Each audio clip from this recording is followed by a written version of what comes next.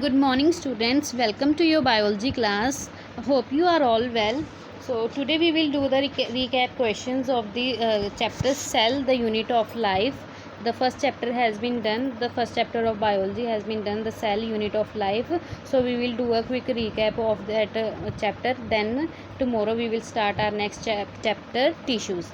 So first is, why is the plasma membrane selectively permeable? तो first what is selectively permeable. तो selectively permeable वो होता है कि जो मेम्ब्रेन सिर्फ कुछ मॉलिक्यूल्स को ही एंट्री अलाउ करे, that membrane is called selectively permeable membrane. So why the plasma membrane is called selectively permeable? Because the plasma membrane the cell needs to control the entry and exit of molecules. तो plasma membrane जो है वो क्या करती है, वो सिर्फ कुछ ही मॉलिक्यूल्स की एंट्री को अलाउ करती है और सारा फंक्शन उसी के पास होता है कि उसने कौन से मॉलिक्यूल्स की एंट्री को अलाउ करना है और कौन से मॉलिक्यूल्स की एंट्री को अलाउ नहीं करना है. So that's why the plasma membrane is called selectively permeable. So next is, what will happen to a plant cell and an RBC when placed in a hypertonic solution. So remind करो कि hypertonic solution क्या था. सो hypertonic solution में तो उसमें cell के अंदर की कंसंट्रेशन ज़्यादा होती है और आउटर इन्वायरमेंट की कंसंट्रेशन लो होती है. ठीक है, हाइपरटोनिक सॉल्यूशन में सेल के अंदर के सॉल्यूशन की कंसंट्रेशन जो होती है वो ज़्यादा होती है और बाहर के सॉल्यूशन की कंसंट्रेशन लो होती है. तो इस केस में क्या होगा? तो इस केस में ये होगा कि जो आरबीसीज़ हैं, आरबीसीज़ को जब हम हाइपरटोनिक सॉल्यूशन में डालेंगे तो वो सेल जो है वो श्रिंक हो जाएगा. वाई श्रिंक क्यों होगा? बिकॉज जो कंसंट्रेशन ग्रेडियंट है वो कहाँ से मूव होता है, higher concentration to lower concentration, right. तो सेल के अंदर का जो सॉल्यूशन है वो बाहर आना स्टार्ट हो जाएगा जिससे कि सेल श्रिंक हो जाएगा. And same with plant cell. But plant cell में ये जो प्रोसेस होता है श्रिंकिंग का, उसको हम प्लाज्मोलाइसिस बोलते हैं. Okay. So as you can see here the plant cell in hypertonic solution, cell wall जो थी वो वैसे ही रही, बट जो इंटरनल सेल था इंक्लूडिंग सेल मेम्ब्रेन वो श्रिंक हो गया. तो इस प्रोसेस को हम प्लाज्मोलाइसिस बोलते हैं. और आरबीसीज में क्या हुआ, सेल की पूरे सेल की ही शेप श्रिंक हो गई. Why? Because there was higher concentration inside the cell and outside the cell it was a lower concentration. Next is, draw a plant cell and animal cell and list the differences between the two. So आपको ये बहुत important है, plant cell and animal cell की diagram आपको आनी ज़रूरी होती है, नहीं तो और डायग्राम से ही मार्क्स मिलते हैं. सो here is a diagram of animal cell and plant cell. So what is the difference between animal and plant cell? In plant cell, cell wall is present, vacuole is single and plastids are present. Okay, so in plant cell walls are present, vacuoles which are present are in larger shape and are single, and plastids are present. But in animal cell there is no cell wall, vacuoles are multiple but plastids are absent. So these are the three main differences between plant cell and animal cell. Next is, how do respiratory gases move in and out of the cell? Use the example of photosynthesis and explain the exchanges of gases. So respiratory gases move in और move out कैसे होती हैं cell से? सोचो थोड़ी देर आप.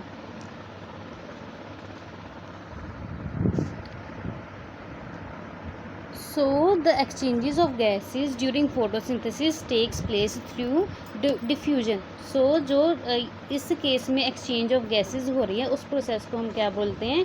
Diffusion बोलते हैं. During photosynthesis, when the concentration of carbon dioxide becomes less inside the leaves in comparison to surrounding. तो जब लीव्स में कार्बन डाइऑक्साइड की कंसंट्रेशन जो है वो लो हो जाती है सराउंडिंग्स के कंपैरिजन में, तो वो नेक्स्ट क्या होता है? It diffuses inside the cell through stomata and is then used for photosynthesis. So जब लीव में कार्बन डाइऑक्साइड की डेफिशिएंसी हो गई है तो इन्वायरमेंट से वो क्या करता है, कार्बन डाइऑक्साइड ट्रैप करता है into stomata and then it is used for photosynthesis. Photosynthesis का एक इंग्रेडिएंट है ना carbon dioxide. So the oxygen after photosynthesis oxygen is produced by leaves. तो ऑक्सीजन प्रोड्यूस करते हैं and the oxygen produce during the process gets collected inside the cell, thereby increasing its concentration inside the cell in comparison to the outside. तो जब oxygen की formation होगी तो leaves के inside carbon oxygen की concentration ज़्यादा हो जाएगी as compare to the outside of the cell. तो इससे क्या होगा, as a result oxygen is diffused out of the stomata. तो यहाँ पर हायर कंसनट्रेशन थी inside the cell of plant, right. तो यहाँ से इन हायर कंसनट्रेशन से अब लोअर कंसनट्रेशन में ऑक्सीजन मूव कर जाएगा और इस प्रोसेस को हम डिफ्यूजन बोलते हैं। Okay, so next are assertion and reason questions. अब 10th के बोर्ड एग्ज़ाम्स में असर्शन एंड रीज़न क्वेश्चंस भी आते हैं, तो आपको इसकी भी प्रैक्टिस होनी चाहिए। तो असर्शन एंड रीज़न में क्या होता है कि आपको 4 एग्जाम्पल्स दिए जाते हैं। Okay, 1 minute. So in assertion it is a simple fact और स्टेटमेंट। असर्शन क्या होती है, एक सिंपल फैक्ट या फिर एक स्टेटमेंट बताई होती है। जैसे कि एग्जांपल है I was late for school today. Second है the sun rises in the east, food is digested in the stomach. ये मतलब कि एक स्टेटमेंट दी जाती है। असर्शन में सिर्फ एक स्टेटमेंट दी जाती है। देन रीज़न होती है, it is a statement that explains the assertion. तो सेकंड में जो रीज़न होता है वो रीज़न असर्शन को एक्सप्लेन कर रहा होता है। Okay, like it was raining, the earth revolves from the west to east, the stomach contains digestive juices. So let us read the assertion and reasons all together. So I was late for school today. assertion क्या होती है, simple fact या फिर statement होती है। और reason क्या होती है, रीज़न वो होता है जो assertion को एक्सप्लेन कर रहा हो। So I was late for school today, reason was it was raining. Next assertion, the sun rises in the east, reason the earth revolves from west to east. तो assertion क्या है, एक statement है कि सन जो है वो ईस्ट के अराउंड ईस्ट में राइज करता है। बट वो राइज क्यों करता है, तो रीज़न उसका ये बताया हुआ है, the earth revolves from west to east. तो assertion एंड रीज़न के क्वेश्चंस यही होते हैं कि assertion एक स्टेटमेंट दी जाती है आपको, और सेकंड रीज़न में भी एक स्टेटमेंट दी जाती है जो कि assertion को एक्सप्लेन कर रहा होता है। तो आपने ये बताना होता है कि जो यहाँ पे रीज़न दिया गया है वो assertion को एक्सप्लेन कर रहा है या नहीं कर रहा है, और या फिर assertion और रीज़न दोनों ही गलत हैं। तो ये सब कुछ आपने बताना होता है। For example, so first here is the steps to solve the assertion and reason. Read the assertion statement and see if it true or false. तो पहले आपने assertion की statement को read करना होता है और बताना होता है कि ये true है या false है। तो like the cell is a fundamental structural and functional unit of all living organisms. तो ये assertion है, तो आपको ये assertion true लग रही है या false लग रही है। So then इसका next step is read the reason statement and C if it true और फॉल्स। अब आपने रीज़न बताना है, रीज़न पढ़ना है और देखना है कि ये ट्रू है या फॉल्स है। So reason here is anything less than complete structure of a cell does not ensure independent living. So next step is read both the statements all together and analyse. तो अब आपने फिर पहले assertion read करनी है and then reason read करना है। इन दोनों का ट्रू और फॉल्स देखना है कि ट्रू है या फॉल्स है। फिर उसके बाद दोनों को इकट्ठे पढ़ना है। The assertion was the cell is fundamental structural and functional unit of living organisms and reason is anything less than complete structure of a cell does not ensure independent living. तो अब आपने ये बताना है कि ये दोनों स्टेटमेंट सही हैं या नहीं, और यहाँ पे अगर सही है तो reason is valid for assertion और not. So here are the options, और इन ऑप्शन के बेस में आपने आंसर देना है। First option is both assertion and reasons are correct. जो असर्शन और रीज़न जो है वो करेक्ट है, and R is the correct explanation of A. तो आर मतलब कि reason is the correct explanation for assertion. Second B is both A and R correct but R is not the correct explanation for A. जो reason है वो assertion को correctly explain नहीं कर रहा। सी है A is incorrect but R is correct and D is A is correct but R is incorrect. अब इन 4 चॉइसेस में से आपको एक चूज़ करनी होती है। सो हेयर अब आपको बताना है आपने कि यहाँ पे कौन सा ऑप्शन जो है बेटर है। Assertion है the cell is fundamental structural and functional unit of life. So the answer is both A and R are correct. So the correct answer is both A and R are correct and R is the correct explanation for A.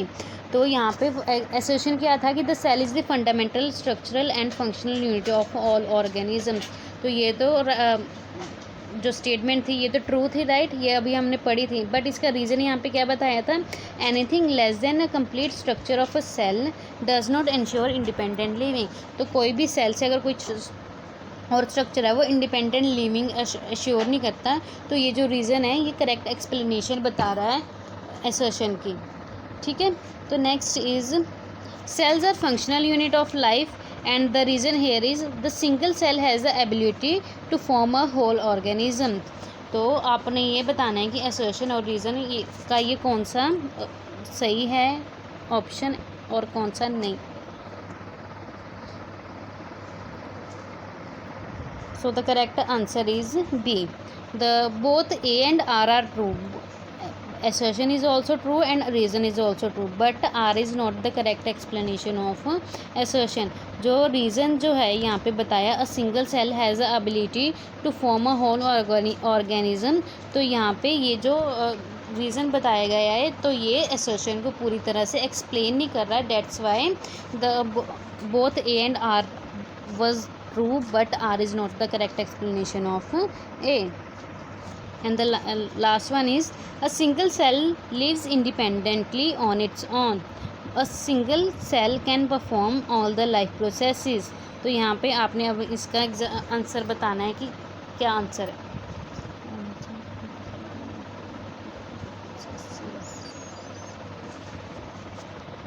So answer is first, both assertion and reason are true but R is a correct explanation of ए। और जो यहाँ पे reason बताया गया है that the single cell can perform all the life processes, ये जो है करेक्ट एक्सप्लेनेशन है असर्शन की। So that's why here A is the correct answer.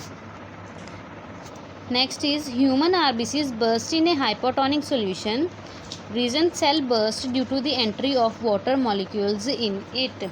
So tell me if assertion is true or reason is true. If both are true, so R is correct explanation of A or not, और ये बताना है आपने। So here the correct answer is A. Yes, the human RBCs hypertonic solution में human RBCs burst out हो जाते हैं। और burst out क्यों होते हैं? Because water molecules की entry होती है ना सेल में, इसलिए, ठीक है। Next is lysosomes are known as suicidal bags of cells. Reason is lysosome contain powerful enzymes capable of breaking down organic material. तो लाइजोसोम को हम सुसाइडल बैग क्यों बोलते थे वो याद करो, फिर आपको ये क्वेश्चन सॉल्व करने में आसानी होगी।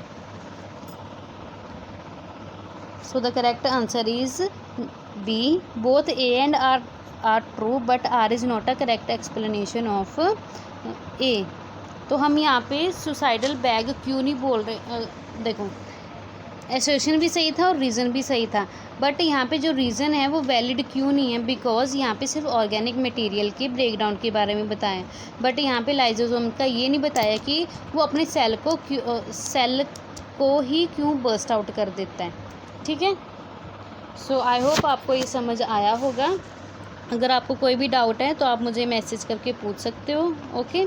और आपने अपना वर्क कंप्लीट करते रहना है रेगुलरली। Bye bye.